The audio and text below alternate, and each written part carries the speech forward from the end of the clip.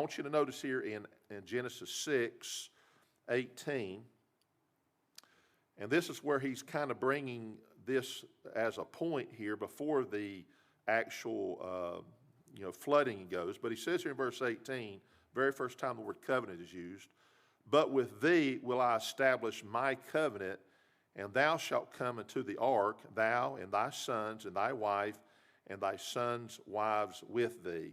And of course it mentions what he's supposed to do there. But there's the first time you see where God says, I'm making a compact with you, a covenant. Because God is a very exact God, and even with his word, God will not violate anything he's ever said. There's a reason why God put what he has in word, because just like today, to this very day, if you've got something in writing, that always supersedes a verbal commitment. Even though you can go to court if you make a deal with somebody, you do a handshake and you stand before a judge and they figure, you know what, that's a legal binding contract even if you don't have paper. But if you've got paper, that's why even to this day, even though there's a lot of electronic and digital signatures and all this kind of stuff, but if you get pulled by the police and they say, let me see your registration and proof of insurance, I'm guessing they still do that. Your proof of insurance may be on your smartphone, and that might be something in your glove compartment, but when it's in writing, that's a big deal. So this covenant thing is something that God uses that kind of language to say, now this is real official. I know I'm God, but I'm going to make a covenant with you, Noah. This is going to be a really, really big deal. So, and it was, okay, so you get that. Now go over to Genesis chapter 9 where we're going to look at the bulk of what we're going to talk about here about this covenant here.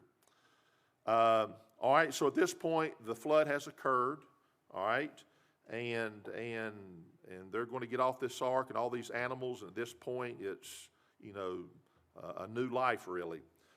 So we're going to start here as far as what we're going to look at tonight at verse 9.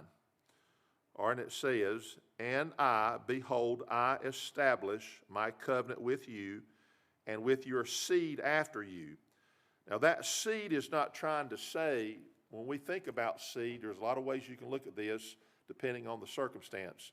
Sometimes when the Lord was speaking to David, your seed, he's talking about literally your son to son to son to son to son, that seed aspect of things.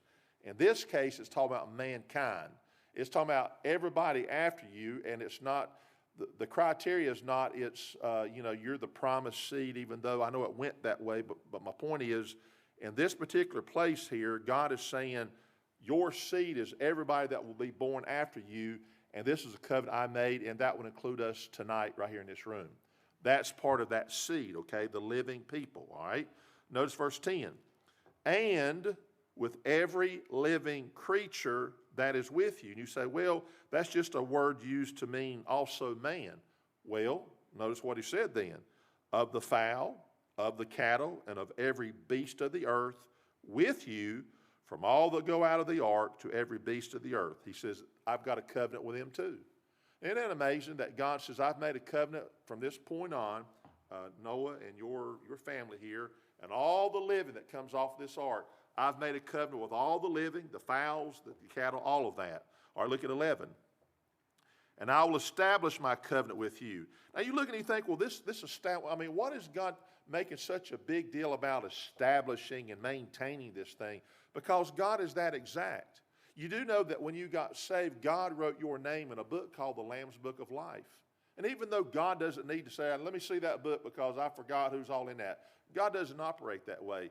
But God, I think, because God's trying to say, look, I am a God that if I forgive you, not only do I forgive you, but I've got this thing so exact and so recorded that it's like you going to the courthouse and saying, I want to see the deed to my house, the public documents, your birth certificate.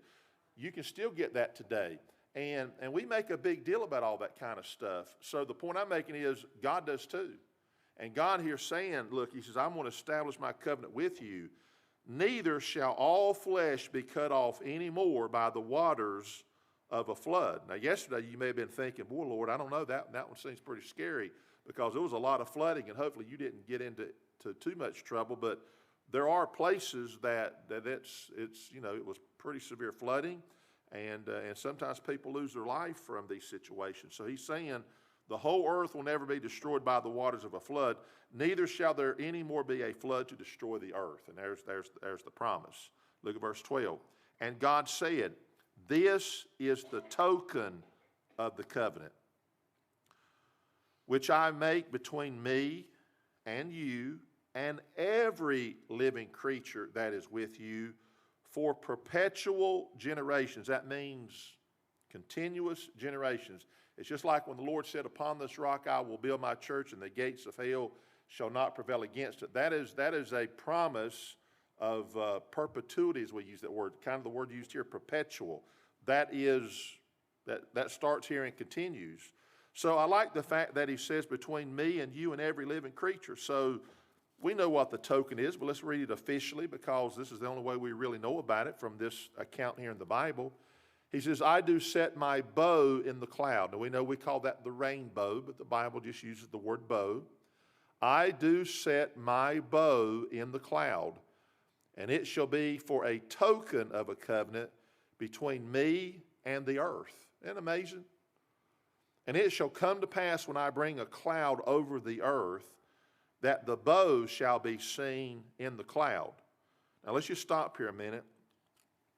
And I've thought about this. I know God is true, and there's never anything about what God would say would be not even close to being incorrect. And that's such a understatement. It's not even funny. But you know, every time it rains, you don't see a rainbow. Now, do you?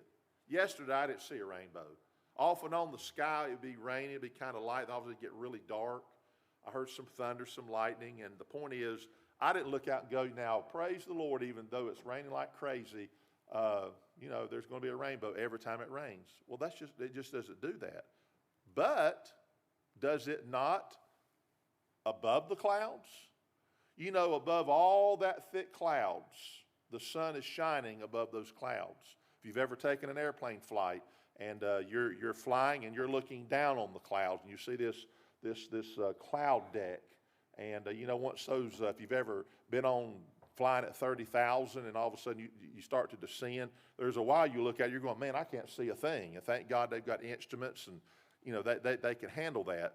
But the point I'm making is, but above the clouds where the sun is shining, and no matter what's happening below, severe storms or showers, someone has said that they have seen rainbows above the clouds, and it's almost like this circular look to it because of the way it's shining on the clouds, down on them, versus when you look up from our perspective and we'll see it where the sun is shining through all the rain and all of that. So the point is that God, I think, is not only letting the world say when you see it, it's a reminder, but I think it's God's way of saying, since this is a covenant and it's my covenant, he says, when I see it, I'm reminding myself. I see it and I'm looking at it, and God's the one who created that. It's kind of like when I see the blood I will pass. When the death angel came through and it saw the blood that was over the lintels and the doorpost, it saw that. It saw that, and it passed over. I think God literally with his eyes says, I see the bow that I put in the cloud. He didn't just say, I'm not going to do it anymore. He says, and this is such a big deal. He says, I'm going to give you a token. And I'm going to come back to that here in just a minute. Let's finish reading here just the next 16 and 17. We'll start verse 14. And it shall come to pass when I bring a cloud over the earth that the bow shall be seen in the cloud, and I will remember my covenant. Now I know God doesn't forget anything, but God uses language to say, and I will remember my covenant, which is between me and you and every living creature of all flesh, and the water shall no more become a flood to destroy all flesh. And the bow shall be in the cloud, and I will look upon it. And see, here's God looking at it. Now you say, God and who he is, and the eyes of God looking at it, that I may remember the everlasting covenant between God and every living creature of all flesh that is upon the earth. And God said unto Noah, this is the token of the covenant which I have established between me and all flesh that is upon the earth. Now, I know this is simple what I'm about to say, and literally we're just about finished here, but I want to make sure this year these basic things we've heard all our life, and we say them, and we yeah, and all that kind of stuff. but to thank God that God not only is a God of promises, but here's the thing. All of us know that when God says something in the Bible, He gives us the faith to believe what we're reading, and we understand that, okay? So just like if we were to go back to creation, none of us were there. The man who penned those words was not there when it happened. Moses, we figure, penned the first 5 books of the Bible, but Moses was a long time way down the road. Moses wasn't standing around going, first day God did this, I better record that. It didn't work that way. God told Moses how it worked. So the point is, anything in the Bible, any story, any event, any miracle, all of that, we say, God, I believe it because you said it and you've given me faith. I get that. But what about the very first worldwide covenant in which God said, let me tell you something. I'm going to put it in my Bible, but every generation from that point that Noah would have seen that first rainbow and going forward to the day that we see him. God not only says you're going to believe it because you'll have faith to believe it, because I will give you faith to believe in the Bible, but I'm going to give you a token too. That when you see it, you not only have faith because I said it, but you're going to say, hey, the faith comes from the Bible, but good night. He even added a token to it that says, hey, I'm telling you right now, every time you see that bow in the cloud, I promise back here that this is a promise I made to the earth, to the animals, to the people, everybody, that I'm going to keep that promise, and I'm even going to give you a token. Now, God doesn't give us tokens for everything, but I tell you what, He gave us a token there.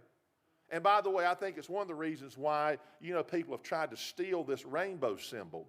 Because it really, when you think about it, when you look at that rainbow, that's not just a natural weather phenomenon. God says, I put it there. I'm the one who created that to be there. We all think, well, it's raining and the lights going through the sun, going through the prisms of the water, and it just happens. And, every once in a while, if you go outside and it's raining, the sunshine, you're going to see a rainbow. God says, I put it there. And I believe that. And I believe that every time I see that, God's reminding Himself and reminding us to this day, even though this was penned a long time ago and Noah and the ark happened a long time ago, and yet to this day when we see a rainbow, God says, you know what? There's the token. It's not just that I preserve the Word of God so you can read it and see it, but also every time you see it, you can say, look, God did that just like He did way long time ago. So notice that God and man sees the rainbow. We both see it. But I think the emphasis is more on God seeing it than it is on us seeing it, because I believe God sees more rainbows than we ever do, just because we don't always see rainbows every time it rains. You understand that, and I know I've said that, but I believe God sees them, and I believe God says, I see that, and I remember my covenant.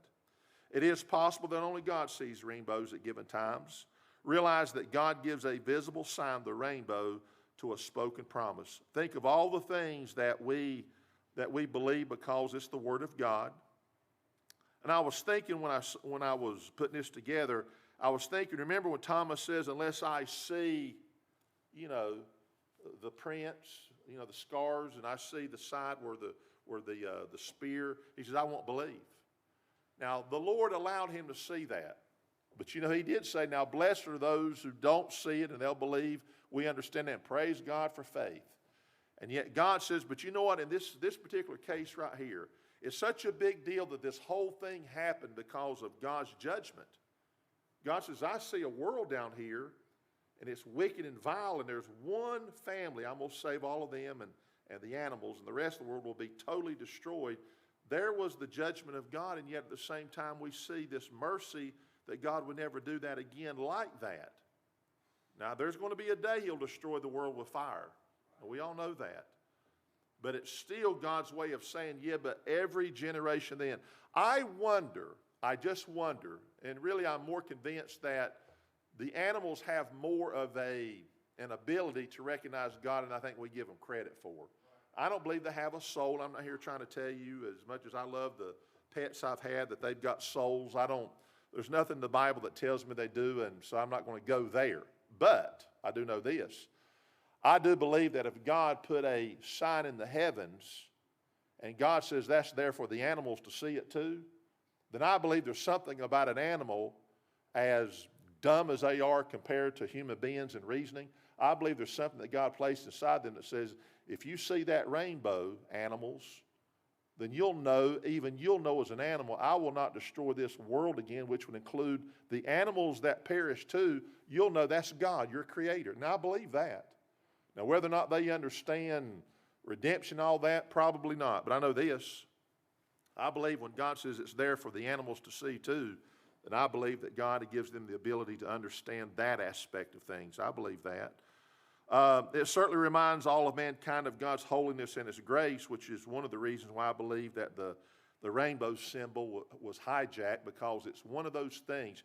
You say, preacher, I don't really believe that people have enough thought to really do that. Well, I do. I believe that lost people are lost, but there's something about people that if you really want to defy God, that your Satan takes things, and he's the great deceiver anyway, but to take such a beautiful symbol of a rainbow that says, this is a promise that I will not have judgment like this again, and you take a bunch of godless, perverted people, and they want to steal that rainbow symbol and the colors, and all, I believe they know exactly what they're doing. There's no reason to have used that symbol at all without somehow attacking God in the process. And here's the thing, the same God that says, here's a promise to everybody, including the animals, I won't destroy the world again like this. It's a poster token of God's mercy, no doubt about it. There's also God saying, but that God right there is still a holy God. And you go ahead and you take a symbol of God's mercy, you're going to find out that unless you get right with God, that God who placed it there is also a God that says, yeah, but you're not going to defy God and use something like that and be that vile with it. So that's sad on their part. So it's still a reminder of God's holiness and His grace because of what God did do. So lastly, God's promises are 100% valid in either case. In other words, whatever God says about His holiness and His promises, we know that's 100% true.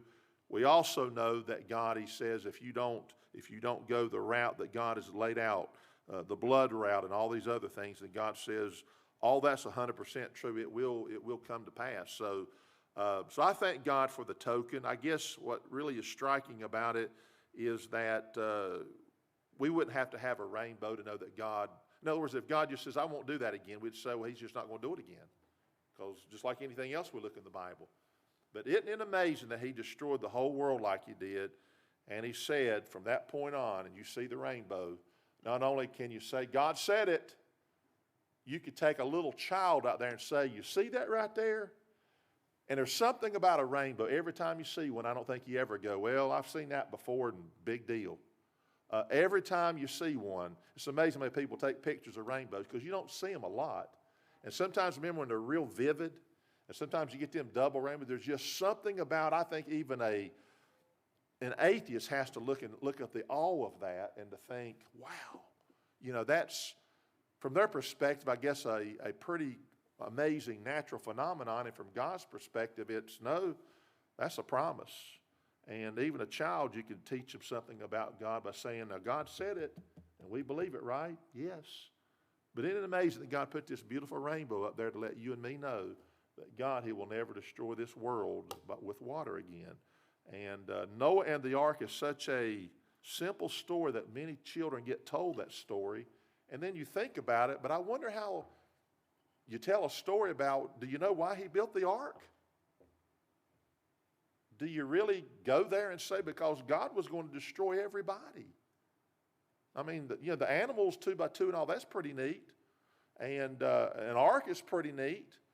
And in fact, I got, in my hallway, got a puzzle put together. It's Noah and the ark, and it's a beautiful thing. And I guess almost all the world relates to the animals in the ark and all that kind of stuff. And yet, but God had to do that because God says, I'm cleaning the place up.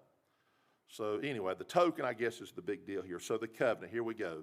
So next week we're going to talk about Abraham and how it affects us to this day. So I'm thankful that even with all the rain we had yesterday, and sadly, there are destructive events that caused by water and flooding.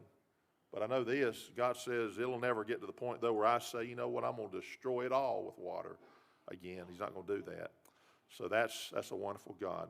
All right, so we're going to pray.